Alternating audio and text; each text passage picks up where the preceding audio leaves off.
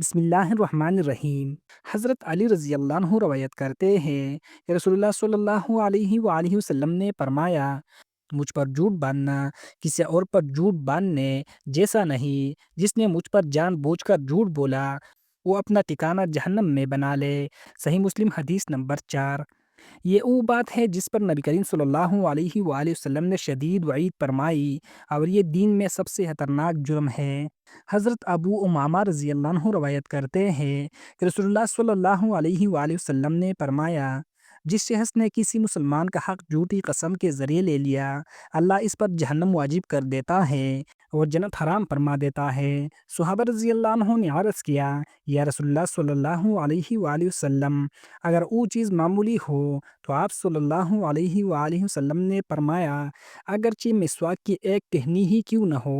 صحیح مسلم حدیث نمبر 137۔ یہ وہ ظلم ہے جس پر نبی کریم صلی اللہ علیہ وآلہ وسلم نے سخت ناراضگی کا اظہار فرمایا۔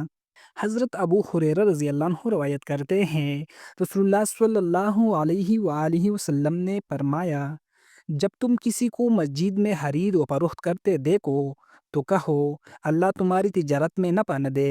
سنن ترمذی حدیث نمبر 1321۔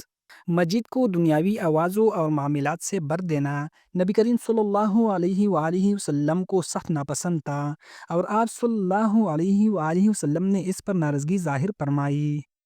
قرآن پاک میں اللہ تعالیٰ ارشاد فرماتے ہیں، اور جو کوئی کسی مومن کو جان بوجھ کر قتل کرے تو اس کی سزا جہنم ہے اور اس میں ہمیشہ رہے گا، اور اللہ اس پر عذاب فرمائے گا اور اس پر لعنت کرے گا، اور اس کے لیے بڑا عذاب تیار کر رکھا ہے۔ سورۃ النساء آیت نمبر 93۔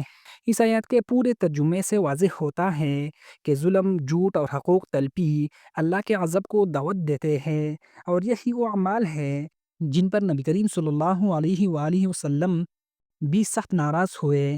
مختصر اور واضح خلاصہ، نبی صلی اللہ علیہ وآلہ وسلم پر جھوٹ باندھنا سخت ترین جرم، ناحق کسی کا حق لینا جہنم کا سبب، مسجد کو دنیاوی شور سے بھرنا، نبی کریم صلی اللہ علیہ وآلہ وسلم کی ناراضگی۔